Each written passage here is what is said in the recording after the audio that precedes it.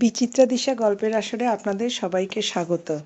এখন আমি পড়ে শোনাব রবীন্দ্রনাথ ঠাকুরের লেখা ছোট গল্প নিশীথে।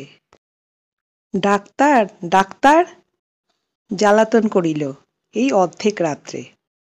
চোখ মিলিয়া দেখি আমাদের জমিদার দক্ষিণাচরণবাবু। ধরপড় করিয়া উঠিয়া পিঠ ভাঙা চৌকিটা টানিয়া আনিয়া তাহাকে বসিতে দিলাম এবং উদ্বিগ্নভাবে তাহার মুখের দিকে চাহিলাম। ঘড়িতে দেখি তখন রাত্রি 2:30। দক্ষিণাচরণবাবু বিবর্ণ মুখে বিস্ফোরিত নেত্রে কহিলেন, আজ রাত্রে আবার সেইরূপ উপদ্রব আরম্ভ হইয়াছে। তোমার ওষুধ কোনো কাজে লাগিল না। আমি কিঞ্চিৎ সসংকোচে বলিলাম, আপনি বোধ করি মদের মাত্রা আবার বাড়াইয়াছেন। দক্ষিণাচরণবাবু অত্যন্ত বিরক্ত হইয়া কহিলেন, ওটা তোমার ভারী ভ্রম। মদ নহে, আদ্যপান্ত বিবরণ না শুনিলে তুমি আসল কারণটা অনুমান করিতে পারিবে না। কুলুঙ্গির মধ্যে ক্ষুদ্র টিনের ডিবায় ম্লানভাবে কেরোসিন জ্বলিতেছিল। আমি তাহা উস্কাইয়া দিলাম। একটুখানি আলো জাগিয়া উঠিল এবং অনেকখানি ধোঁয়া বাহির হইতে লাগিল। কোঁচাখানা গায়ের উপর টানিয়া একখানা খবরের কাগজ পাতা প্যাক বাক্সের উপর বসিলাম। দক্ষিণাচরণবাবু বলিতে লাগিলেন, আমার প্রথম পক্ষের স্ত্রীর মতো এমন গৃহিণী অতি দুর্লভ ছিল, কিন্তু আমার তখন বয়স বেশি ছিল না, সহজেই রসাধিক্য ছিল, তাহার উপর আবার কাব্যশাস্ত্রটা ভালো করিয়া অধ্যয়ন করিয়াছিলাম, তাই অবিমিশ্র গৃহিণীপনায় মন উঠিত না। কালিদাসের সেই শ্লোকটা প্রায় মনে উদয় হইত, গৃহিণী সচিব সখী মিথ প্রিয় শিষ্যা ললিতে কলা বিধৌ। কিন্তু আমার গৃহিণীর কাছে ললিত কলাবিধির কোনো উপদেশ খাটিত না, এবং সখীভাবে প্রণয় সম্ভাষণ করিতে গেলে তিনি হাসিয়া উড়াইয়া দিতেন। গঙ্গা স্রোতে যেমন ইন্দ্রের ঐরাবত নাকাল হইয়াছিল, তেমনি তাহার হাসির মুখে বড় বড় কাব্যের টুকরা এবং ভালো ভালো আদরের সম্ভাষণ মুহূর্তের মধ্যে অপদস্থ হইয়া ভাসিয়া যাইত। তাহার হাসিবার আশ্চর্য ক্ষমতা ছিল। তাহার পর আজ বছর 4 হইল আমাকে সাংঘাতিক রোগে ধরিল। ওষ্ঠব্রণ হইয়া জ্বর বিকার হইয়া মরিবার দাখিল হইলাম। বাঁচিবার আশা ছিল না। একদিন এমন হইল যে ডাক্তারের জবাব দিয়া গেল। এমন সময় আমার এক আত্মীয় কোথা হইতে এক ব্রহ্মচারী আনিয়া উপস্থিত করিল। সে গপ্পঘৃতের সহিত একটা শিকড় বাটিয়া আমাকে খাওয়াইয়া দিল। ওষুধের গুণেই হোক বা অদৃষ্টক্রমেই হোক, সে যাত্রা বাঁচিয়া গেলাম। রোগের সময় আমার স্ত্রী অহর্নিশি এক মুহূর্তের জন্য বিশ্রাম করেন নাই। সেই কটা দিন একটি অবলা স্ত্রীলোক মানুষের সামান্য শক্তি লইয়া প্রাণপণ ব্যাকুলতার সহিত দ্বারে সমাগত যমদূতগুলোর সঙ্গে অনবরত যুদ্ধ করিয়াছিলেন। তাহার সমস্ত প্রেম, সমস্ত হৃদয়, সমস্ত যত্ন দিয়া আমার এই অযোগ্য প্রাণটাকে যেন বক্ষের শিশুর মতো 2 হস্তে ঝাঁপিয়া ঢাকিয়া রাখিয়াছিলেন। আহার ছিল না, নিদ্রা ছিল না, জগতের আর কোনো কিছুর প্রতি দৃষ্টিই ছিল না। যম তখন পরাহত ব্যাঘ্রের ন্যায় আমাকে তাহার কবল হইতে ফেলিয়া দিয়া চলিয়া গেলেন, কিন্তু যাইবার সময় আমার স্ত্রীকে একটা প্রবল থাবা মারিয়া গেলেন। আমার স্ত্রী তখন গর্ভবতী ছিলেন। অনতিকাল পরে এক মৃত সন্তান প্রসব করিলেন। তাহার পর হইতেই তাহার নানা প্রকার জটিল ব্যামোর সূত্রপাত হইল। তখন আমি তাহার সেবা আরম্ভ করিয়া দিলাম। তাহাতে তিনি বিব্রত হইয়া উঠিলেন, বলিতে লাগিলেন, আহ, করো কি, লোকে বলিবে কি? অমন করিয়া দিনরাত্রি তুমি আমার ঘরে যাতায়াত করিও না, যেন নিজে পাখা খাইতেছি। এইরূপ ভান করিয়া রাত্রে যদি তাহাকে তাহার জ্বরের সময় পাখা করিতে যাইতাম, তো ভারী একটা কাড়াকাড়ি ব্যাপার পড়িয়া যাইত। কোনোদিনও যদি তাহার শুশ্রূষা উপলক্ষে আমার আহারের নিয়মিত সময় 10 মিনিট উত্তীর্ণ হইয়া যাইত, তবে সেও নানা প্রকার অনুনয় অনুরোধ অনুযোগের কারণ হইয়া দাঁড়াইত। স্বপ্নমাত্র সেবা করিতে গেলে হিতে বিপরীত হইয়া উঠিত। তিনি বলিতেন, পুরুষ মানুষের অতটা বাড়াবাড়ি ভালো নয়। আমাদের সেই বরানগরের বাড়িটি বোধ করি তুমি দেখিয়াছ। বাড়ির সামনেই বাগান এবং বাগানের সম্মুখেই গঙ্গা বহিতেছে। আমাদের শোবার ঘরের নিচেই দক্ষিণের দিকে খানিকটা জমি মেহেদির বেড়া দিয়া ঘিরিয়া আমার স্ত্রী নিজের মনের মতো একটু করা বাগান বানাইয়াছিলেন। সমস্ত বাগানটির মধ্যে সেই খণ্ডটি অত্যন্ত সাদাসিধা এবং নিতান্ত দেশী, অর্থাৎ তাহার মধ্যে গন্ধের অপেক্ষা বর্ণের বাহার, ফুলের অপেক্ষা পাতার বৈচিত্র্য ছিল না, এবং টবের মধ্যে অকিঞ্চিৎকর উদ্ভিজ্জের পার্শ্বে কাঠি অবলম্বন করিয়া কাগজে নির্মিত লাটিন নামের জয়ধ্বজা উড়িত না। বেল, জুঁই, গোলাপ, গন্ধরাজ, করবী এবং রজনীগন্ধারই প্রাদুর্ভাব কিছু বেশি। প্রকাণ্ড একটা বকুল গাছের তলা সাদা মার্বল পাথর দিয়া বাঁধানো ছিল। সুস্থ অবস্থায় তিনি নিজে দাঁড়াইয়া 2 বেলা তাহা ধুইয়া সাফ করাইয়া রাখিতেন। গ্রীষ্মকালে কাজের অবকাশে সন্ধ্যার সময় সেই তাহার বসিবার স্থান ছিল। সেখান হইতে গঙ্গা দেখা যাইত, কিন্তু গঙ্গা হইতে কুঠির পানশিরবাবুরা তাহাকে দেখিতে পাইত না। অনেক দিন শয্যাগত থাকিয়া একদিন চৈত্রের শুক্লপক্ষ সন্ধ্যায় তিনি কহিলেন, ঘরে বদ্ধ থাকিয়া আমার প্রাণ কেমন করিতেছে, আজ একবার আমার সেই বাগানে গিয়া বসিব। আমি তাহাকে বহু যত্নে ধরিয়া ধীরে ধীরে সেই বকুলতলের প্রস্তর বেদিকায় লইয়া গিয়া শয়ন করাইয়া দিলাম। আমারই জানুর উপরে তাহার মাথাটি তুলিয়া রাখিতে পারিতাম, কিন্তু জানি সেটাকে তিনি অদ্ভুত আচরণ বলিয়া গণ্য করিবেন, তাই একটি বালিশ আনিয়া তাহার মাথার তলায় রাখিলাম। দুটি একটি করিয়া প্রস্ফুট বকুল ফুল ছড়িতে লাগিল, এবং শাখান্তরাল হইতে ছায়াঙ্কিত জ্যোৎস্না তাহার শীর্ণ মুখের উপর আসিয়া পড়িল। চারিদিক শান্ত নিস্তব্ধ। সেই ঘন গন্ধপূর্ণ ছায়া অন্ধকারে একপার্শ্বে নীরবে বসিয়া তাহার মুখের দিকে চাহিয়া আমার চোখে জল আসিল। আমি ধীরে ধীরে কাছের গোড়ায় আসিয়া 2 হস্তে তাহার একটি উত্তপ্ত শীর্ণ হাত তুলিয়া লইলাম। তিনি তাহাতে কোনো আপত্তি করিলেন না। কিছুক্ষণ এইরূপ চুপ করিয়া বসিয়া থাকিয়া আমার হৃদয় কেমন উদ্বেলিত হইয়া উঠিল। আমি বলিয়া উঠিলাম, তোমার ভালোবাসা আমি কোনো কালে ভুলিব না। তখনই বুঝিলাম কথাটা বলিবার কোনো আবশ্যক ছিল না। আমার স্ত্রী হাসিয়া উঠিলেন। সে হাসিতে লজ্জা ছিল, সুখ ছিল এবং কিঞ্চিৎ অবিশ্বাস ছিল, এবং উহার মধ্যে অনেকটা পরিমাণে পরিহাসের তীব্রতাও ছিল। প্রতিবাদ স্বরূপে একটি কথা মাত্র না বলিয়া কেবল তাহার সেই হাসির দ্বারা জানাইলেন, কোনো কালে ভুলিবে না, ইহা কখনো সম্ভব নহে, এবং আমি তাহা প্রত্যাশাও করি না। ওই সুমিষ্ট সুতীক্ষ্ণ হাসির ভয়েই আমি কখনো আমার স্ত্রীর সঙ্গে রীতিমতো প্রেমালাপ করিতে সাহস করি নাই। অসাক্ষাতে যে সকল কথা মনে উদয় হইত, তাহার সম্মুখে গেলেই সেগুলাকে নিতান্ত বাজে কথা বলিয়া বোধ হইত।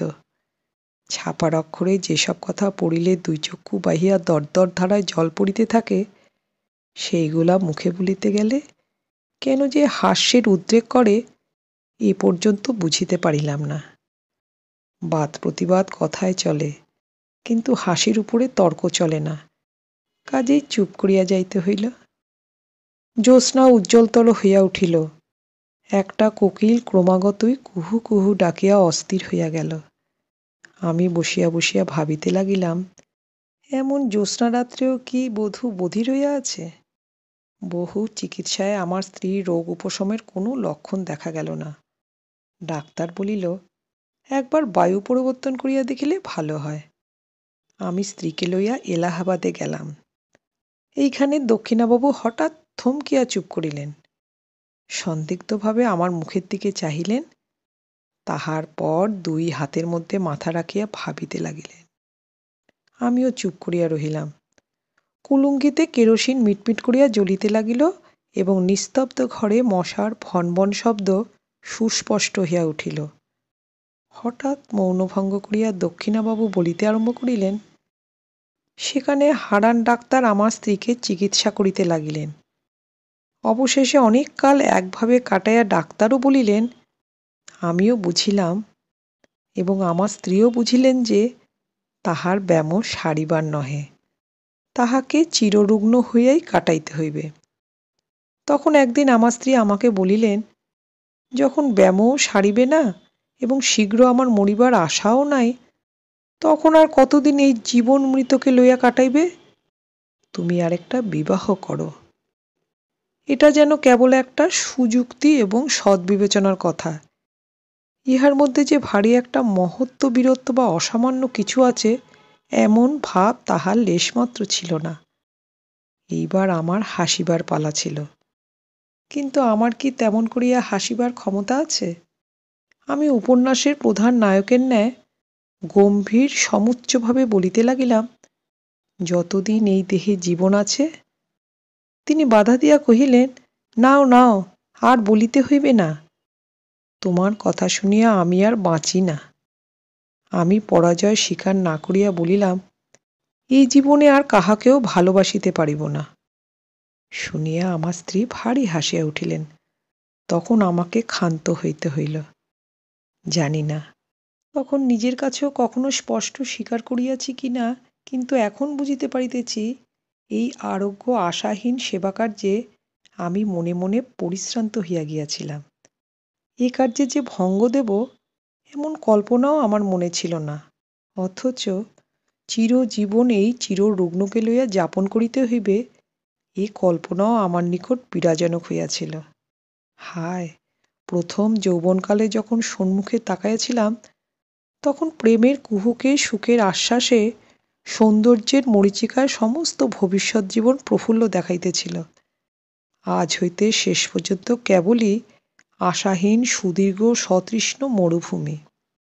আমার সেবার মধ্যে সেই আন্তরিক শ্রান্তি নিশ্চয়ই তিনি দেখিতে পাইয়াছিলেন। তখন জানিতাম না, কিন্তু এখন সন্দেহমাত্র নাই যে তিনি আমাকে যুক্তাক্ষরহীন প্রথম ভাগ শিশু শিক্ষার মতো অতি সহজে বুঝিতেন।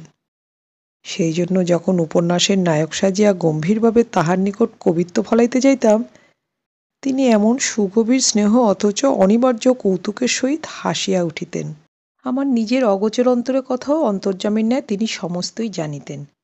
এ কথা মনে করিলে আজও লজ্জায় মরিয়া যাইতে ইচ্ছা করে। হারান ডাক্তার আমাদের স্বজাতীয়। তাহার বাড়িতে আমার প্রায়ই নিমন্ত্রণ থাকিত।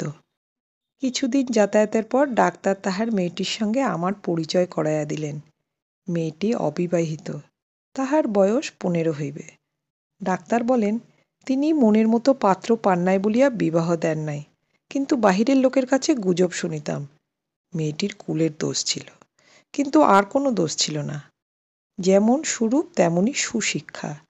সেই জন্য মাঝে মাঝে এক একদিন তাহার সহিত নানা কথার আলোচনা করিতে করিতে আমার বাড়ি ফিরিতে রাত হইত। আমার স্ত্রীকে ওষুধ খাবার সময় উত্তীর্ণ হইয়া যাইত। তিনি জানিতেন আমি হারান ডাক্তারের বাড়ি গিয়াছি, কিন্তু বিলম্বের কারণ একদিনও আমাকে জিজ্ঞাসাও করেন নাই।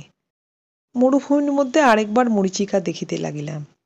তৃষ্ণা যখন বুক পর্যন্ত, তখন চোখের সামনে কুল পরিপূর্ণ স্বচ্ছ জল ছলছল ঢলঢল করিতে লাগিল। তখন মনকে প্রাণপণে টানিয়া আর ফিরাইতে পারিলাম না। রোগীর ঘর আমার কাছে দ্বিগুণ নিরানন্দ হইয়া উঠিল। তখন প্রায়ই শুশ্রূষা করিবার এবং ওষুধ খাইবার নিয়ম ভঙ্গ হইতে লাগিল। হারান ডাক্তার আমাকে প্রায় মাঝে মাঝে বলিতেন, যাহাদের রোগ আরোগ্য হইবার কোনো সম্ভাবনা নাই, তাহাদের পক্ষে মৃত্যুই ভালো। কারণ বাঁচিয়া তাহাদের নিজেরও সুখ নাই, অন্যেরও অসুখ। কথাটা সাধারণভাবে বলিতে দোষ নাই, তথাপি আমার স্ত্রীকে লক্ষ্য করিয়া এমন প্রসঙ্গ উত্থাপন করা তাহার উচিত হয় নাই। কিন্তু মানুষের জীবন মৃত্যু সম্বন্ধে ডাক্তারের মন এমন অসার যে তাহারা ঠিক আমাদের মনের অবস্থা বুঝিতে পারে না। হঠাৎ একদিন পাশের ঘর হইতে শুনিতে পাইলাম আমার স্ত্রী হারানবাবুকে বলিতেছেন, ডাক্তার, কতকগুলো মিথ্যা ওষুধ গিলাইয়া ডাক্তারখানার দেনা বাড়াইতেছ কেন? আমার প্রাণটাই যখন একটা ব্যামো, তখন এমন একটা ওষুধ দাও যাহাতে শীঘ্রই প্রাণটা যায়। ডাক্তার বলিলেন, ছি, এমন কথা বলিবেন না। কথাটা শুনিয়া হঠাৎ আমার বক্ষে বড় আঘাত লাগিল। ডাক্তার চলিয়া গেলে আমার স্ত্রীর ঘরে গিয়া তাহার শয্যা প্রান্তে বসিলাম। তাহার কপালে ধীরে ধীরে হাত বুলাইয়া দিতে লাগিলাম। তিনি কহিলেন, এ ঘর বড় গরম, তুমি বাহিরে যাও, তোমার বেড়াইতে যাইবার সময় হইয়াছে। খানিকটা না বেড়াইয়া আসিলে আবার রাত্রে তোমার ক্ষুধা হইবে না। বেড়াইতে যাওয়ার অর্থ ডাক্তারের বাড়ি যাওয়া। আমি তাহাকে বুঝাইয়াছিলাম ক্ষুধা সঞ্চারের পক্ষে খানিকটা বেড়াইয়া আসা বিশেষ আবশ্যক। এখন নিশ্চয়ই বলিতে পারি তিনি প্রতিদিনই আমার এই ছলনাটুকু বুঝিতেন। আমি নির্বোধ, মনে করিতাম তিনি নির্বোধ।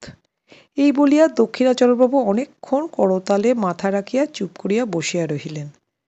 অবশেষে কহিলেন, আমাকে এক গ্লাস জল আনিয়া দাও। জল খাইয়া বলিতে লাগিলেন, একদিন ডাক্তারবাবুর কন্যা মনোরমা আমার স্ত্রীকে দেখিতে আসিবার ইচ্ছা প্রকাশ করিলেন। জানি না কি কারণে তাহার সে প্রস্তাব আমার ভালো লাগিল না, কিন্তু প্রতিবাদ করিবার কোনো হেতু ছিল না।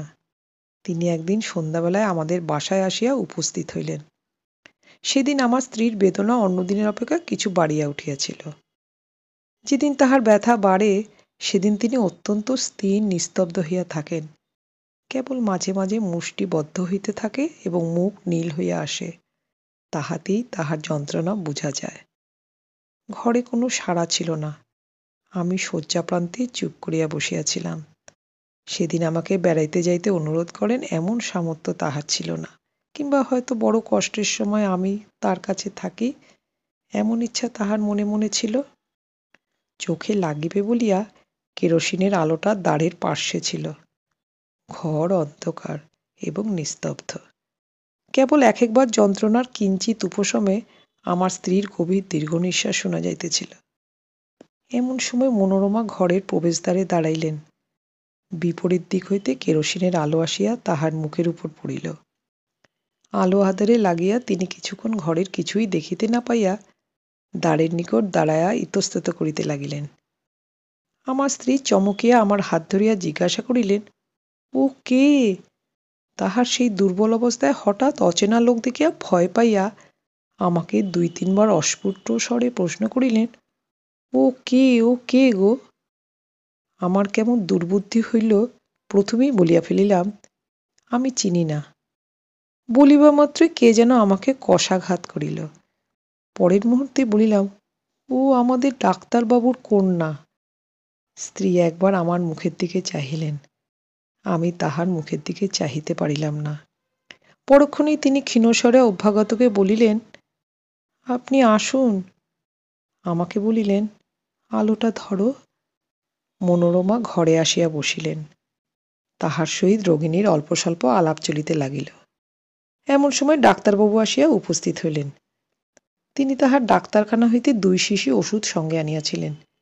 সেই 2টি শিশি বাইর করিয়া আমার স্ত্রীকে বলিলেন, এই নীল শিশিটা মালিশ করিবার আর এইটি খাইবার। দেখিবেন 2টাতে মিলাইবেন না। এই ওষুধটা ভারী বিষ। আমাকেও একবার সতর্ক করিয়া দিয়া ওষুধ দুটি শয্যা পার্শ্ববর্তী টেবিলে রাখিয়া দিলেন। বিদায় লইবার সময় ডাক্তার তাহার কন্যাকে ডাকিলেন। মনোরমা কহিলেন, বাবা, আমি থাকি না কেন? সঙ্গে স্ত্রীলোক কেহ নাই, ইহাকে সেবা করিবে কে?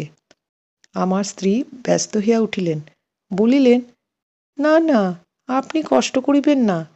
পুরানো ঝি আছে, সে আমাকে মায়ের মতো যত্ন করে। ডাক্তার হাসিয়া বলিলেন, উনি মা লক্ষ্মী, চিরকাল পরের সেবা করিয়া আসিয়াছেন, অন্যের সেবা সইতে পারেন না। কন্যাকে লইয়া ডাক্তার গমনের উদ্যোগ করিতেছেন। এমন সময় আমার স্ত্রী বলিলেন, ডাক্তারবাবু, ইনি এই বদ্ধ ঘরে অনেকক্ষণ বসিয়া আছেন, ইহাকে একবার বাইরে বেড়াইয়া লইয়া আসিতে পারেন। ডাক্তারবাবু আমাকে কহিলেন, আসুন না, আপনাকে নদীর ধার হইয়া একবার বেড়াইয়া আনি। আমি ঈষৎ আপত্তি দেখাইয়া অনতিবিলম্বে সম্মত হইলাম। ডাক্তারবাবুর যাইবার সময় 2 শিশি ওষুধ সম্বন্ধে আবার আমার স্ত্রীকে সতর্ক করিয়া দিলেন। সেদিন ডাক্তারের বাড়িতেই আহার করিলাম। ফিরে আসিতে রাত হইল। আসিয়া দেখি আমার স্ত্রী ছটফট করিতেছেন। অনুতাপে বিদ্ধ হইয়া জিজ্ঞাসা করিলাম, তোমার কি ব্যথা বাড়িয়াছে? তিনি উত্তর করিতে পারিলেন না। নীরবে আমার মুখের দিকে চাহিলেন। তখন তাহার কণ্ঠ রোধ হইয়াছে। আমি তৎক্ষণাৎ সেই রাত্রি ডাক্তারকে ডাকিয়া আনিলাম। ডাক্তার প্রথমটা আসিয়া অনেকক্ষণ কিছুই বুঝিতে পারিলেন না। অবশেষে জিজ্ঞাসা করিলেন, সেই ব্যথাটা কি বাড়িয়া উঠিয়াছে? ওষুধটা একবার মালিশ করিলে হয় না? বলিয়া শিশিটা টেবিল হইতে লইয়া দেখিলেন, সেটা খালি। আমার স্ত্রীকে জিজ্ঞাসা করিলেন, আপনি কি ভুল করিয়া এই ওষুধটা খাইয়াছেন? আমার স্ত্রী ঘাড় নাড়িয়া নীরবে জানাইলেন, হাঁ। ডাক্তার তৎক্ষণাৎ গাড়ি করিয়া তাহার বাড়ি হইতে পাম্প আনিতে ছুটিলেন। আমি অর্ধমূর্ছিতের ন্যায় আমার স্ত্রীর বিছানার উপর গিয়া পড়িলাম।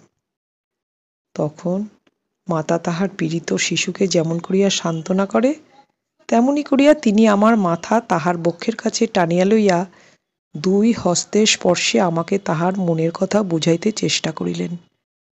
কেবল তাহার সেই করুণ স্পর্শের দ্বারাই আমাকে বারংবার করিয়া বলিতে লাগিলেন, শোক করিও না, ভালোই হইয়াছে। তুমি সুখী হইবে, এবং সেই মনে করিয়া আমি সুখে মরিলাম। ডাক্তার যখন ফিরিলেন, তখন জীবনের সঙ্গে সঙ্গে আমার স্ত্রীর সকল যন্ত্রণার অবসান হইয়াছে। দক্ষিণাচরণ আরেকবার জল খাইয়া বলিলেন, উফ, বড় গরম, বলিয়া দ্রুত বাহির হইয়া বার কয়েক বারান্দায় পায়চারি করিয়া বসিলেন। বেশ বোঝা গেল তিনি বলিতে চাহেন না, কিন্তু আমি যেন জাদু করিয়া তাহার নিকট হইতে কথা কাড়িয়া লইতেছি। আবার আরম্ভ করিলেন, মনোরমাকে বিবাহ করিয়া দেশে ফিরিলাম। মনোরমা তাহার পিতার সম্মতিক্রমে আমাকে বিবাহ করিল, কিন্তু আমি যখন তাহাকে আদরের কথা বলিতাম, প্রেমালাপ করিয়া তাহার হৃদয় অধিকার করিবার চেষ্টা করিতাম, সে হাসিত না, গম্ভীর হইয়া থাকিত। তাহার মনের কোথাও কোনখানে কি খটকা লাগিয়া গিয়াছিল, আমি কেমন করিয়া বুঝিব? এই সময় আমার মদ খাইবার নেশা অত্যন্ত বাড়িয়া উঠিল। একদিন প্রথম শরতের সন্ধ্যায় মনোরমাকে লইয়া আমাদের বরানগরের বাগানে বেড়াইতেছি। ছমছমে অন্ধকার হইয়া আসিয়াছে। পাখিদের বাসায় ডানা ঝাড়িবার শব্দটুকুও নাই। কেবল বেড়াইবার পথের দুই ধারে ঘন ছায়াবৃত ঝাউ গাছ বাতাসে সশব্দে কাঁপিতেছিল। শ্রান্তি বোধ করিতেই মনোরমা সেই বকুলতলার শুভ্র পাথরের বেদির উপর আসিয়া নিজের দুই বাহুর উপর মাথা রাখিয়া শয়ন করিল। আমিও কাছে আসিয়া বসিলাম। সেখানে অন্ধকার আরও ঘনীভূত। যতটুকু আকাশ দেখা যাইতেছে একেবারে তারায় আচ্ছন্ন। তরুতলের ঝিল্লিধ্বনি যেন অনন্ত গগনবক্ষচ্যুত নিঃশব্দতার নিম্ন প্রান্তে একটি শব্দের সরু পাড় বুনিয়া দিতেছে। সেদিনও বৈকালে আমি কিছু মদ খাইয়াছিলাম। মনটা বেশ একটু তরলাবস্থায় ছিল। অন্ধকার যখন চোখে সইয়া আসিল, তখন বনচ্ছায়াতলে পাণ্ডুর বর্ণে অঙ্কিত সেই শিথিল অঞ্চল শ্রান্তকায় রমণীর আবছায়া মূর্তিটি আমার মনে এক অনিবার্য আবেগের সঞ্চার করিল। মনে হইল ও যেন একটি ছায়া, ওকে যেন কিছুতেই দুই বাহু দিয়া ধরিতে পারিব না। এমন সময় অন্ধকার ঝাউগাছের শিকড়দেশে যেন আগুন ধরিয়া উঠিল। তাহার পরে কৃষ্ণপক্ষের জীর্ণপ্রান্ত হলুদবর্ণ চাঁদ ধীরে ধীরে গাছের মাথার উপরকার আকাশে আরোহণ করিল। সাদা পাথরের উপর সাদা শাড়ি পরা সেই শ্রান্ত শয়ানো রমণীর মুখের উপর জ্যোৎস্না আসিয়া পড়িল। আমি আর থাকিতে পারিলাম না। কাছে আসিয়া দুই হাতে তাহার হাতটি তুলিয়া ধরিয়া কহিলাম, মনোরমা, তুমি আমাকে বিশ্বাস করো না, কিন্তু তোমাকে আমি ভালোবাসি। তোমাকে আমি কোনো কালে ভুলিতে পারিব না। কথাটা বলিবা মাত্র চমকিয়া উঠিলাম। মনে পড়িল, ঠিক এই কথাটা আরেক দিন আর কাহাকেও বলিয়াছি, এবং সেই মুহূর্তেই বকুল গাছের শাখার উপর দিয়া, ঝাউ গাছের মাথার উপর দিয়া, কৃষ্ণপক্ষের পীতবর্ণ ভাঙা চাঁদের নিচ দিয়া, গঙ্গার পূর্বপার হইতে গঙ্গার সুদূর পশ্চিম পার পর্যন্ত হাহা হাহা করিয়া অতি দ্রুতবেগে একটা হাসি বহিয়া গেল। সেটা মর্মভেদী হাসি কি অপ্রভেদী হাহাকার বলিতে পারি না। আমি তদণ্ডে পাথরের বেদির উপর হইতে মূর্ছিত হইয়া নিচে পড়িয়া গেলাম। মূর্ছাভঙ্গে দেখিলাম আমার ঘরে বিছানায় শুইয়া আছি। স্ত্রী জিজ্ঞাসা করিলেন, তোমার হঠাৎ এমন হইল কেন? আমি কাঁপিয়া উঠিয়া বলিলাম, শুনিতে পাও নাই? সমস্ত আকাশ ভরিয়া হাহা করিয়া একটা হাসি বইয়া গেল। স্ত্রী হাসিয়া কহিলেন, সে বুঝি হাসি? ষাঁড় বাঁধিয়া দীর্ঘ এক ঝাঁক পাখি উড়িয়া গেল, তাহাদেরই পাখার শব্দ শুনিয়াছিলাম। তুমি এত অল্পেই ভয় পাও? দিনের বেলায় স্পষ্টই বুঝিতে পারিলাম পাখির ঝাঁক উড়িবার শব্দই বটে। এই সময়ে উত্তর দেশ হইতে হংসশ্রেণী নদীর চরে চড়িবার জন্য আসিতেছে, কিন্তু সন্ধ্যা হইলে সে বিশ্বাস রাখিতে পারিতাম না। তখন মনে হইত চারিদিকে সমস্ত অন্ধকার ভরিয়া ঘন হাসি জমা হইয়া রহিয়াছে, সামান্য একটা উপলক্ষে হঠাৎ আকাশ ভরিয়া অন্ধকার বিদীর্ণ করিয়া ধ্বনিত হইয়া উঠিবে। অবশেষে এমন হইল, সন্ধ্যার পর মনোরমার সহিত একটা কথা বলিতে আমার সাহস হইত না। তখন আমাদের বরানগরের বাড়ি ছাড়িয়া মনোরমাকে লইয়া বোটে করিয়া বাইর হইলাম। অগ্রহায়ণ মাসে নদীর বাতাসে সমস্ত ভয় চলিয়া গেল। কয়দিন বড় সুখে ছিলাম। চারিদিকে সৌন্দর্যে আকৃষ্ট হইয়া মনোরমাও যেন তাহার হৃদয়ের রুদ্ধ দ্বার অনেকদিন পরে ধীরে ধীরে আমার নিকট খুলিতে লাগিল। গঙ্গা ছাড়াইয়া অবশেষে পদ্মায় আসিয়া পৌঁছিলাম। ভয়ঙ্করী পদ্মা তখন হেমন্তের বিরললীন ভুজভঙ্গিনীর মতো কৃশ নির্জীবভাবে সুদীর্ঘ শীতনিদ্রায় নিবিষ্ট ছিল। উত্তর পারে জনশূন্য তৃণশূন্য দিগন্ত প্রসারিত বালির চর ধুধু করিতেছে, এবং দক্ষিণের উচ্চপাড়ের উপর গ্রামের আমবাগানগুলি এই রাক্ষসী নদীর নিতান্ত মুখের কাছে জোড়হস্তে দাঁড়াইয়া কাঁপিতেছে। পদ্মা ঘুমের ঘোরে এক একবার পাশ ফিরিতেছে এবং বিদীর্ণ তটভূমি ছুপছাপ করিয়া ভাঙিয়া ভাঙিয়া পড়িতেছে। এইখানে বেড়াইবার সুবিধা দেখিয়া বোট বাঁধিলাম। একদিন আমরা দুইজনে বেড়াইতে বেড়াইতে বহু দূরে চলিয়া গেলাম। সূর্যাস্তের স্বর্ণছায়া মিলাইয়া যাইতেই শুক্লপক্ষের নির্মল চন্দ্রালোক দেখিতে দেখিতে ফুটিয়া উঠিল। সেই অন্তহীন শুভ্র বালিচরের উপর যখন অজস্র অবারিত উচ্ছ্বসিত জ্যোৎস্না একেবারে আকাশের সীমান্ত পর্যন্ত প্রসারিত হইয়া গেল, তখন মনে হইল যেন জনশূন্য চন্দ্রালোকের অসীম স্বপ্নরাজ্যের মধ্যে কেবল আমরা দুইজনে ভ্রমণ করিতেছি। একটি লাল শাল মনোরমার মাথার উপর হইতে নামিয়া তাহার মুখখানি বেষ্টন করিয়া তাহার শরীরটি আচ্ছন্ন করিয়া রহিয়াছে। নিস্তব্ধতা যখন নিবিড় হইয়া আসিল, কেবল একটি সীমাহীন দিশাহীন শুভ্রতা এবং শূন্যতা ছাড়া যখন আর কিছুই রহিল না, তখন মনোরমা ধীরে ধীরে হাতটি বাহির করিয়া আমার হাত চাপিয়া ধরিল। অত্যন্ত কাছে সে যেন তাহার সমস্ত শরীরমল জীবন যৌবন আমার উপর বিনস্ত করিয়া নিতান্ত নির্ভর করিয়া দাঁড়াইল। পুলকিত উদ্বেলিত হৃদয়ে মনে করিলাম, ঘরের মধ্যে কি যথেষ্ট ভালোবাসা যায়? এইরূপ অনাবৃত অবারিত অনন্ত আকাশ না হইলে কি দুটি মানুষকে কোথাও ধরে? তখন মনে হইল, আমাদের ঘর নাই, দ্বার নাই, কোথাও ফিরিবার নাই। এমনি করিয়া হাতে হাত ধরিয়া গম্যহীন পথে উদ্দেশ্যহীন ভ্রমণে চন্দ্রালোকিত শূন্যতার উপর দিয়া অবারিতভাবে চলিয়া যাইব। এইরূপে চলিতে চলিতে এক জায়গায় আসিয়া দেখিলাম, সেই বালুকারাশির মাঝখানে অদূরে একটি জলাশয়ের মতো হইয়াছে। পদ্মা সরিয়া যাওয়ার পর সেইখানে জল বাঁধিয়া আছে। সেই মরু বালুকাবেষ্টিত নিস্তরঙ্গ নিযুক্ত নিশ্চল জলটুকুর উপরে একটি সুদীর্ঘ জ্যোৎস্নার রেখা মূর্ছিতভাবে পড়িয়া আছে। সেই জায়গাটাতে আসিয়া আমরা দুইজনে দাঁড়াইলাম। মনোরমা কি ভাবিয়া আমার মুখের দিকে চাহিল। তাহার মাথার উপর হইতে শালটা হঠাৎ খসিয়া পড়িল। আমি তাহার সেই জ্যোৎস্না বিকশিত মুখখানি তুলিয়া ধরিয়া চুম্বন করিলাম। সেই সময় সেই জনমানবশূন্য নিঃসঙ্গ মরুভূমির মধ্যে গম্ভীর স্বরে কে তিনবার বলিয়া উঠিল, ও কে, ও কে, ও কে? আমি চমকিয়া উঠিলাম। আমার স্ত্রীও কাঁপিয়া উঠিলেন। কিন্তু পরক্ষণে আমরা দুইজনেই বুঝিলাম, এই শব্দ মানসিক নহে, অমানুষিকও নহে, চরবিহারী জলচর পাখির ডাক। হঠাৎ এত রাত্রে তাহাদের নিরাপদ নিভৃত নিবাসের কাছে লোক সমাগম দেখিয়া উঠিয়াছে। সেই ভয়ের চমক খাইয়া আমরা দুইজনেই তাড়াতাড়ি বোটে ফিরিলাম। রাত্রে বিছানায় আসিয়া শুইলাম।